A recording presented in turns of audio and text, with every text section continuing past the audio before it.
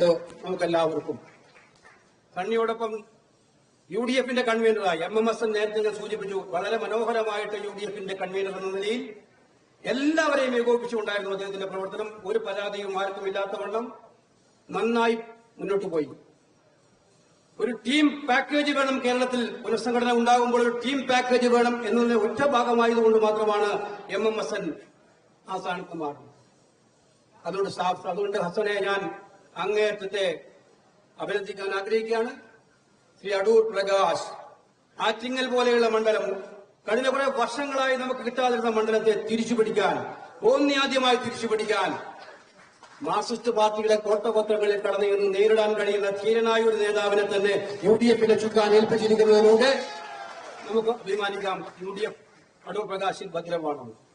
3 working പ്രസിഡന്റുമാർ, കഴിഞ്ഞ 3 working പ്രസിഡന്റുമാരും മിടുക്കന്മാരായിരുന്നു. Congress പ്രവർത്തക സമിതിയിലെ അംഗം, പാർലമെന്റിലെ കോൺഗ്രസിന്റെ ലോക്സഭയിലെ ചീഫ് വിപ്പ്, വർക്കിംഗ് പ്രസിഡന്റ് എന്ന നിലയിലും സുരേഷ് നല്ല പ്രകടനമാണ് കാഴ്ചവെച്ചത്. സിദ്ദിഖ് അതിമനോഹരമായിട്ടുള്ള പ്രവർത്തനങ്ങളാണ് കാഴ്ചവെച്ചത്.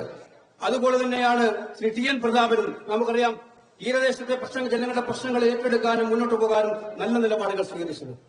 അവർ 3 പേരും പൊതുവായ പുനഃസംഘടനയുടെ ഭാഗമായി മാറി നിൽക്കാൻ തീരുമാനിച്ചപ്പോൾ വന്ന 3 പേർ നിങ്ങൾക്ക് എല്ലാവർക്കും അറിയാം.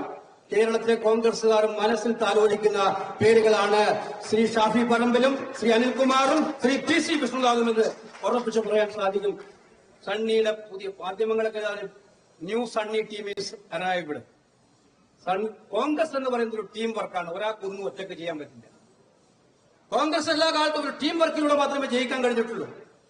സണ്ണിയുടെ നേതൃത്വത്തിൽ 3 വർക്കിംഗ് പ്രസിഡന്റുമാർ, CLP ഉണ്ട്. ഇവിടെ നിയമസഭയുടെ കാര്യങ്ങൾ നോക്കാനും നിയമസഭാ കക്ഷി നേതാവെന്നിൽ ശക്തമായി മുന്നോട്ട് പോവുകയും ചെയ്യുന്ന CLP ഉണ്ട്.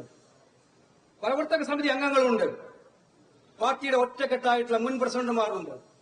താഴെ തൊട്ട് മുകളിലുള്ള പ്രവർത്തകരുണ്ട്. ഇവരെല്ലാവരും കൂടി നിന്നാൽ നമുക്ക് സംശയം വേണ്ട. നമ്മുടെ ലക്ഷ്യം വളരെ സീരിയസ് ലക്ഷ്യങ്ങളാണ്. 2025 നടക്കാൻ പോകുന്ന തദ്ദേശ ഭരണ സ്ഥാപന തെരഞ്ഞെടുപ്പുകളും 2026 നടക്കുന്ന നിയമസഭാ തെരഞ്ഞെടുപ്പുകളിലും കോൺഗ്രസിനെയും UDF-നെയും വിജയിപ്പിക്കുക എന്നുള്ള ഏറ്റവും വലിയ ഭാരിച്ച ദൌത്യത്തിലേക്ക് ഇന്ന് ഈ ഇന്ദിരാഭവനിൽ നിന്നും കൂടുതൽ ക്രിയാത്മകമായി നമ്മൾ മുന്നോട്ട് പോവുകയാണ്. ഞാൻ വിനയപൂർവ്വം അഭ്യർത്ഥിക്കാൻ ആഗ്രഹിക്കുകയാണ്. ഞാൻ നേരത്തെ പറഞ്ഞു, ടീം വർക്കാണ്. ഈ ടീം ഒറ്റക്കെട്ടായി മുന്നോട്ട് പോകും. ലക്ഷ്യം ഒന്നേ ഒന്ന് ലക്ഷ്യം. ലക്ഷ്യത്തിന്റെ മുന്നിൽ എത്തിച്ചേരാനുള്ള ഏറ്റവും ശക്തമായ വഴി എന്ന് പറഞ്ഞ യോജിച്ചുള്ള വളരെ ചിട്ടയായിട്ടുള്ള പ്രവർത്തനങ്ങളാണ്. ആ ചിട്ടയായ പ്രവർത്തനങ്ങൾക്ക് ശക്തമായി മുന്നോട്ട് പോകാൻ പറ്റുന്ന ടീമുണ്ട്. അതിന് സഹായിക്കാൻ പറ്റുന്ന വലിയ നിരയുണ്ട്. ആ ടീമും നിരയും കൂടി യോജിച്ചുകൊണ്ട് തന്നെ കേരളത്തിലെ ജനങ്ങൾ പ്രതീക്ഷിക്കുന്ന ഒരു കാര്യമുണ്ട്. ജനങ്ങൾ മടുത്തൊരു ഭരണമാണ് കേരളത്തിൽ. കോൺഗ്രസുകാർ മാത്രമല്ല, കമ്മ്യൂണിസ്റ്റുകാർക്ക് പോലും മടുത്തൊരു ഭരണമാണ് കേരളത്തിലുള്ളത്. അതുകൊണ്ട് ആ ജനങ്ങളുടെ പ്രതീക്ഷകളെ ഒത്തുവരാൻ കോൺഗ്രസ് എല്ലാം ഒറ്റക്കെട്ടായി ഒരു ടീമായി വിജയത്തിലേക്ക് പോകുന്ന ഒരു കാഴ്ചയാണ് കേരളത്തിലെ ജനങ്ങൾ പ്രതീക്ഷിക്കുന്നത്. ആ പ്രതീക്ഷകൾക്ക് ഒത്തുവരാൻ ഇനി ഒരു നിമിഷം പോലും നമുക്ക് പാഴാക്കാനില്ല എന്നുള്ള കാര്യം നമ്മൾ ഓരോരുത്തരും മനസ്സിലാക്കണമെന്ന് വിനയപൂർവ്വം ഞാൻ അഭ്യർത്ഥിക്കുന്നു. എല്ലാവരും എല്ലാം മറന്ന്, എന്റെ കാര്യമല്ല നമ്മുടെ കാര്യം, എന്റെ പ്രശ്നമല്ല നമ്മുടെ പ്രശ്നം, എന്റെ ചിന്താഗതിയല്ല നമ്മുടെ ചിന്താഗതി, ഇതായിരിക്കണം വരുന്ന ഒരു വർഷക്കാലത്തെ ഓരോ കോൺഗ്രസുകാരൻ, അത് താഴെത്തട്ടിലെ വാർഡ് പ്രവർത്തകൻ മുതൽ അഖിലേന്ത്യാ കോൺഗ്രസ് കമ്മിറ്റിയുടെ നേതൃത്വത്തിൽ വരെയുള്ള നേതാക്കന്മാരായ ഞാനടക്കമുള്ള ആൾക്ക് വരെ ഉണ്ടാകേണ്ടത് എന്നുള്ള കാര്യം വിനയപൂർവ്വം ഞാൻ നിങ്ങളുടെ മുന്നിൽ സമർപ്പിക്കുകയാണ്. പാർട്ടി ഇല്ലെങ്കിൽ നമ്മൾ ആരുമില്ല. കോൺഗ്രസ് ആണ് എല്ലാം. മൈനസ് കോൺഗ്രസ് നമ്മളെല്ലാം വട്ടപൂജ്യമാണെന്ന് മുൻകാല അനുഭവങ്ങൾ നമ്മളെല്ലാം തെളിയിപ്പിച്ചിട്ടുണ്ട് എന്നുള്ള കാര്യം നമുക്കറിയാം. അതുകൊണ്ട് പാർട്ടിയെ ശക്തമാക്കാൻ, പാർട്ടി പ്രവർത്തനങ്ങളെ ബോധ്യപ്പെടുത്താൻ, മുന്നോട്ട് കൊണ്ടുപോകാൻ, പാർട്ടി കേണുകളിൽ നിൽക്കാനുള്ള പ്രവർത്തനങ്ങളുമായി മുന്നോട്ട് പോകണം. രാജ്യം അതീവ ഗുരുതരമായ വെല്ലുവിളി നേരിടുകയാണെന്ന് ഞാൻ ദീർഘിപ്പിക്കുന്നില്ല. AC ആണെന്ന് പറഞ്ഞാൽ നല്ല ചൂടാണ്. അവിടെ ദീർഘിപ്പിക്കാൻ ഞാനില്ല. ദേശീയ തലത്തിൽ ഒരു വല്ലാത്ത കാലത്തൂടെ നമ്മൾ കടന്നു പോവുകയാണ്. 2-3 ദിവസക്കാലമായി ഇന്ത്യ മുഴുവൻ നമ്മുടെ ധീരയായ നേതാവ് ഇന്ദിരാഗാന്ധിയെ ഓർമ്മിച്ചുകൊണ്ടിരിക്കുകയാണ്. ആരാണ് ഇന്ദിരാഗാന്ധി എന്ന് ലോകത്തിന് മുന്നിൽ പറഞ്ഞു കൊടുക്കേണ്ട കാര്യമില്ല. കപ്പൽപ്പടയെ അയച്ച് നമ്മളെ തോൽപ്പിക്കാമെന്ന് പറഞ്ഞപ്പോൾ ആ കപ്പൽപ്പട അറബിക്കടലിൽ നിൽക്കുകയുള്ളൂ. അത് ഇന്ത്യയിലേക്ക് കടന്നാൽ അതിന്റെ ദുരനുഭവങ്ങൾ അറിയേണ്ടി വരും എന്ന് പറയുന്നത്. 4000 മൈലുകൾക്കകലെയുള്ള ഏതെങ്കിലും രാജ്യം പറയുന്ന ഉപദേശങ്ങൾ കേൾക്കാനല്ല. ഇന്ത്യയുടെ നയതന്ത്രവും ഇന്ത്യയുടെ ആഭ്യന്തര സുരക്ഷിതത്വവും ഇന്ന് ഉറച്ച നിലപാടെടുത്ത പ്രധാനമന്ത്രി ഇന്ന് പഹൽഗാമിലുണ്ടായ അതീവ ഗുരുതരമായിട്ടുള്ള സാഹചര്യങ്ങൾ നമുക്കെല്ലാവർക്കും അറിയാം. നമുക്ക് വേദനയുണ്ട്, ദുരന്തമുണ്ട്. നമ്മുടെ കേരളത്തിലെ ഒരു സഹപ്രവർത്തകൻ പോലും ജീവൻ ബലിയർപ്പിക്കേണ്ടി വന്ന ദുരന്തമാണ്. നമ്മളെല്ലാം അത് സംസാരിച്ചതാണ്. അവിടെ നമ്മുടെ സൈന്യം ശക്തമായി നടത്തിയ പോരാട്ടങ്ങളെല്ലാം ഞാൻ ബഹുമാനിക്കുന്നു. കോൺഗ്രസും ഇന്ത്യയിലെ പ്രതിപക്ഷങ്ങളും ഒറ്റക്കെട്ടായി ഗവൺമെന്റ് മുന്നിൽ നിന്നു. 2 സർവകക്ഷി യോഗങ്ങളിലും കോൺഗ്രസ് ശക്തമായ നിലപാടെടുത്തു. രാജ്യത്തിന്റെ കൂടെയാണ്, സൈന്യത്തിന്റെ കൂടെയാണ് ഇന്ത്യയിലെ കോൺഗ്രസ്, ഇന്ത്യയിലെ ഇന്ത്യ മുന്നണി. എല്ലാ പിന്തുണയും കൊടുത്തു, എല്ലാം മുന്നോട്ട് പോയി. സൈന്യം നന്നായി പോരാടി. സൈന്യത്തിനെ ഞങ്ങൾ സല്യൂട്ട് ചെയ്യുന്നു. പക്ഷെ ചോദ്യങ്ങൾ അന്തരീക്ഷത്തിൽ ഉയരുന്നുണ്ട്. ഇനി ചോദ്യങ്ങൾ ചോദിക്കാതെ പോകാൻ പറ്റില്ല നമുക്ക്. ചോദ്യങ്ങൾ ചോദിക്കുന്നത് ഭാവിയിലെ ഇന്നുണ്ടായ തെറ്റുകൾ ആവർത്തിക്കാതിരിക്കാൻ വേണ്ടിയിട്ടാണ് ചോദ്യങ്ങൾ. സിംല കരാർ ലംഘിക്കപ്പെട്ടോ എന്നുള്ള ചോദ്യം ഈ അന്തരീക്ഷത്തിൽ ഉയരുന്നുണ്ട്.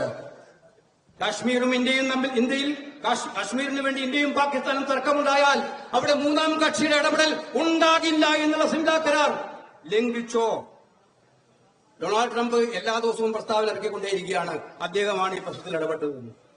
സർക്കാരിന്റെ ക്ലാരിഫിക്കേഷൻ ആവശ്യമുണ്ട്.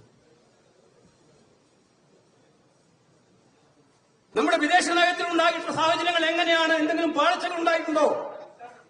ആവശ്യമുണ്ട്. അതിന് അടിയന്തരമായിട്ടും ഇന്ത്യൻ പാർലമെന്റ് വിളിച്ചുകൂട്ടണം എന്നുള്ളതാണ് കോൺഗ്രസ് പാർട്ടി ഇന്ത്യയുടെ പ്രധാനമന്ത്രിയോട് ആവശ്യപ്പെട്ടിരിക്കുന്നത്.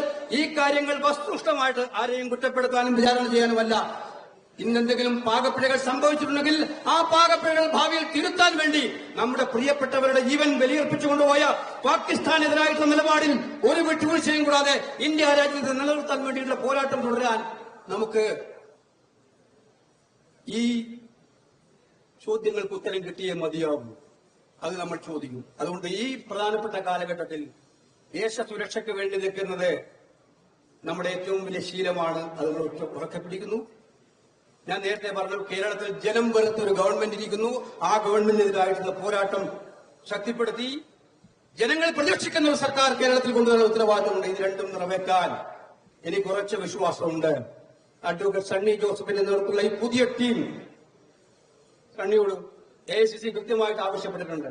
എവിടെയൊക്കെ മാറ്റങ്ങൾ വേണമോ അവിടെയൊക്കെ മാറ്റങ്ങൾ താമസമില്ലാതെ ഉണ്ടാക്കുന്നതിന് അടിയന്തരമായ നടപടികൾ ഉണ്ടാകണമെന്നുള്ള കാര്യം KPCC പ്രസിഡന്റിനോട് നാളെ KPCCയുടെ പുതിയ ടീം നേതാക്കന്മാരോടൊപ്പം ഡൽഹിയിൽ നമ്മുടെ ദേശീയ നേതാക്കന്മാരുമായി കൂടിക്കാഴ്ചയുണ്ട്. പാർട്ടി ഒറ്റക്കെട്ടായി ഒരു സംശയവും വേണ്ട. ഞാൻ അടിവരേക്ഷ വീണ്ടും പറയുന്നു, ഈ പാർട്ടിയെ 2026 ആർക്കും സംശയമുണ്ട്. 3ാം ഭരണമൊക്കെ എല്ലാവരും പറയുന്നത് ഒരു സംശയവും വേണ്ട. കേരളത്തിൽ അടുത്ത ഗവൺമെന്റ് UDF ഗവൺമെന്റ് ആയിരിക്കും എന്നുള്ള കാര്യത്തിൽ ഒരു സംശയവും വേണ്ട. അതിനുള്ള ഉത്തരവാദിത്വമാണ് ഈ ടീമിനുള്ളത്. അതിനുള്ള ഉത്തരവാദിത്വമാണ് നമുക്ക് ഓരോരുത്തർക്കും ഉള്ളത്. ആ ഉത്തരവാദിത്വം നമ്മൾ വരും ദിവസങ്ങളിൽ ചിട്ടയായി എണ്ണയിട്ട യന്ത്രം പോലെ നടപ്പിലാക്കും. കൂട്ടായി ഒറ്റക്കെട്ടായി മുന്നോട്ട് പോകും. ഇവിടെ മറ്റു ചിന്തകൾ ഒരു പ്രസക്തിയുമില്ല എന്ന് സൂചിപ്പിച്ചുകൊണ്ട് ഈ അഡ്വക്കേറ്റ് സണ്ണി ജോസഫിനും ടീമിനും ഒരിക്കൽ കൂടി അഭിവാദ്യങ്ങൾ അർപ്പിച്ചുകൊണ്ട് ഞാൻ ഈ സമ്മേളനം ഉദ്ഘാടനം ചെയ്യുന്നു. നമസ്കാരം. ജയ് Hind. Subscribe to One India and never miss an update.